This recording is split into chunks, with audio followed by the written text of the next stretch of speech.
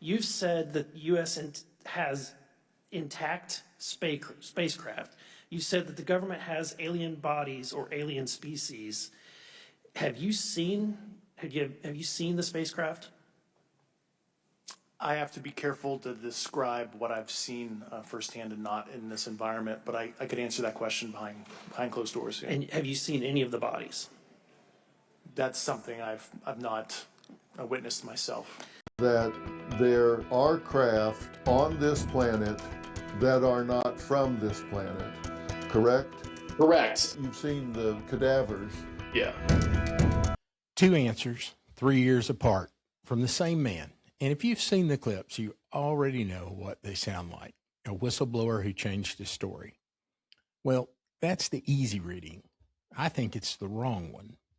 I'm Buddy T, 25 years in forensic investigation. And in my world, a witness who changes a detail isn't automatically a liar, and he isn't automatically a hero. He's a case file. The question isn't, is David Grusch telling the truth? The question is smaller and much sharper. What does he actually know from his own eyes, from documents, from other people?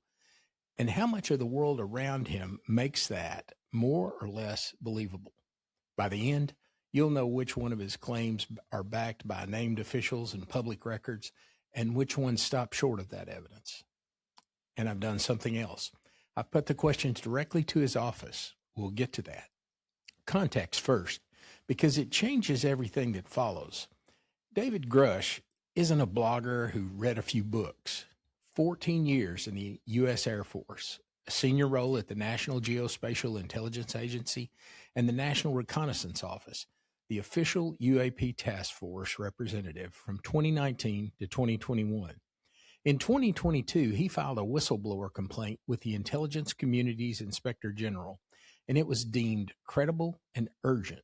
It was forwarded to the House and the Senate Intelligence Committee by the Director of National Intelligence herself. Then, in July of 2023, he gave sworn testimony before the House Oversight Committee under oath. That hearing is where our story starts because of one very specific exchange. My constituents actually sent this next question, and I figured I'd ask it since I had the same thought. You've said that the U.S.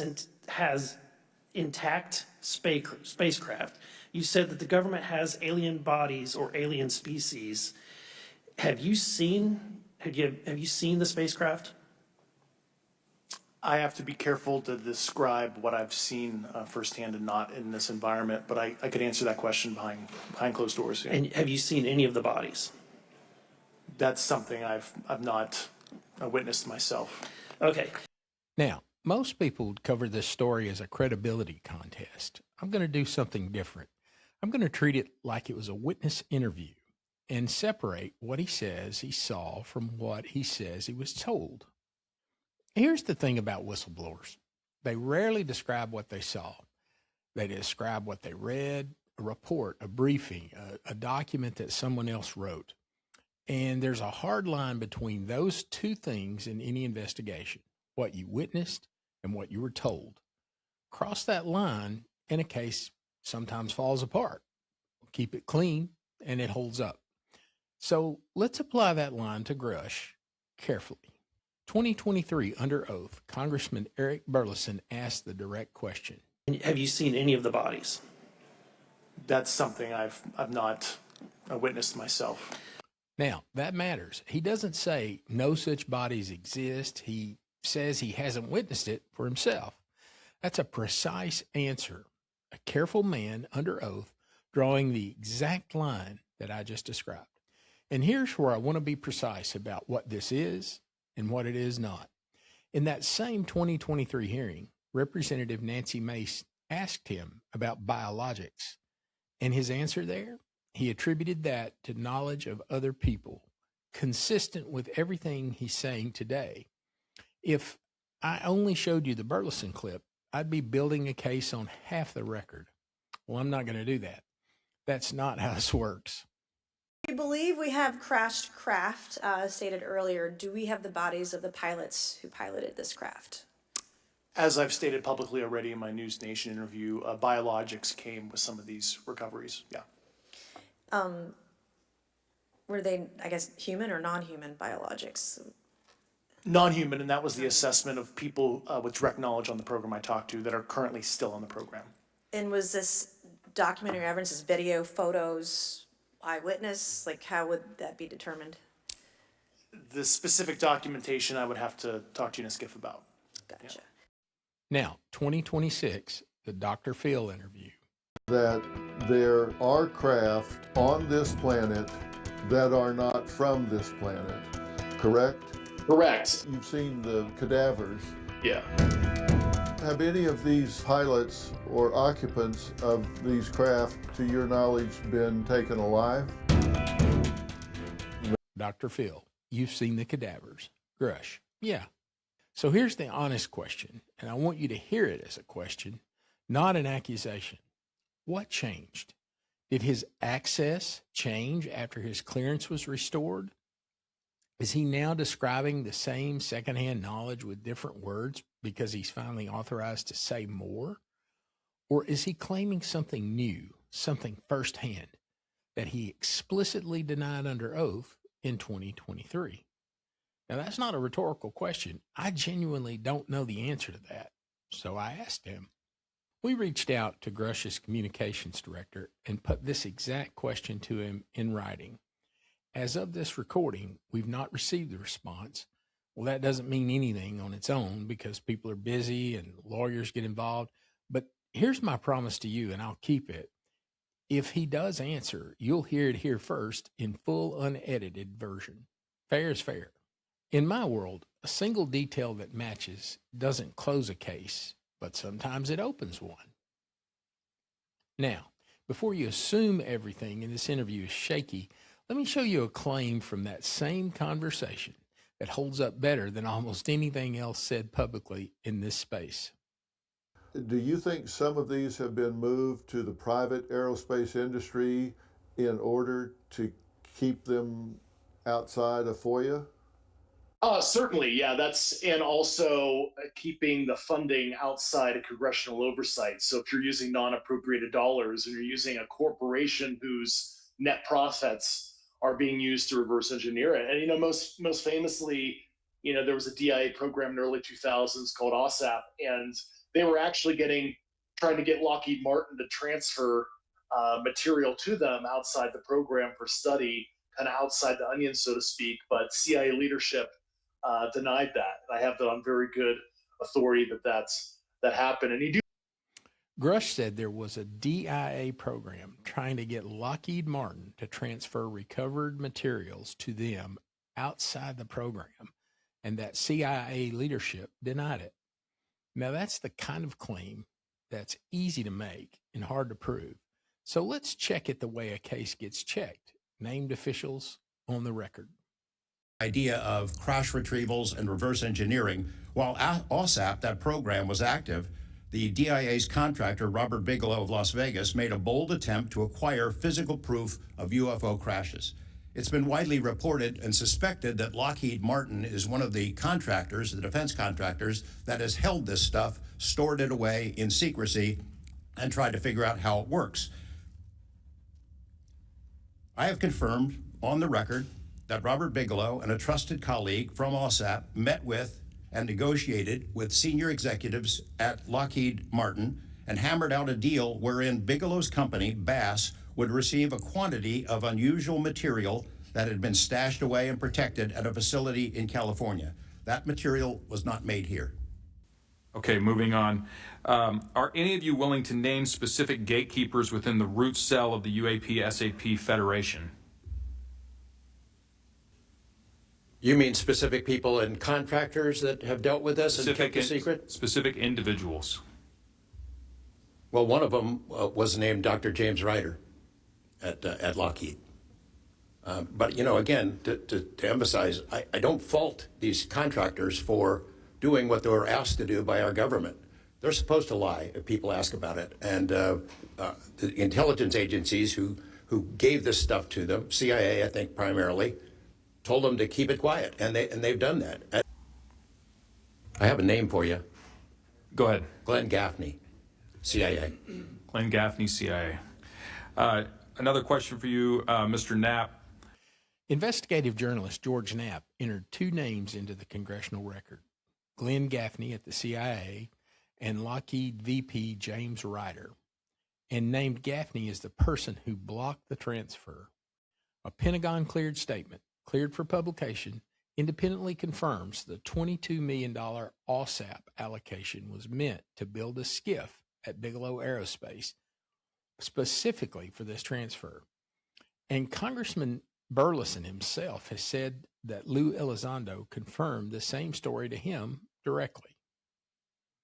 Now, three independent touch points: a named CIA official, a named Lockheed executive, and a sitting congressman on the record. That's no longer rumor. That's the kind of corroboration a cold case actually runs on. And here's the physical anchor. Burleson has publicly stated that he personally visited a facility at Naval Air Station Patuxent River, and he confirmed it was the site the transfer would have gone to. In his words, the perfect venue. A congressman walked onto the site. Now, that's not testimony. That's a site visit. Now, you say you have seen and have evidence that there are craft that didn't originate on this planet. Are we talking multiple craft? Yeah. Are we talking 5, 6, 25, 50? What are we talking about? Under 100, but more than 25 is what I could say. And the exact numbers actually are a little nebulous because starting in the early 2000s, when a lot of money was siphoned for the global war on terror, the big defense contractors started doing their own retrievals, sort of off books, under the cognizance of certain government agencies.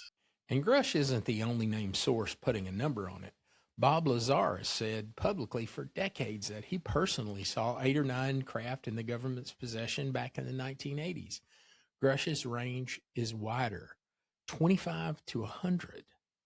Now, there's different eras, different clearance levels, and neither one confirms the other. But it's worth noting, this isn't the first time a named source has put a specific figure on the number of unidentified craft in U.S. custody.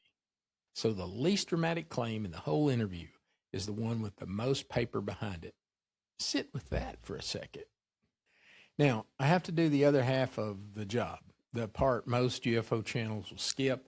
I have to show you where the evidence doesn't reach, and I have to be honest about it. I'd rather hand you an honest, incomplete pattern than a clean one that I had to force into shape to get it there.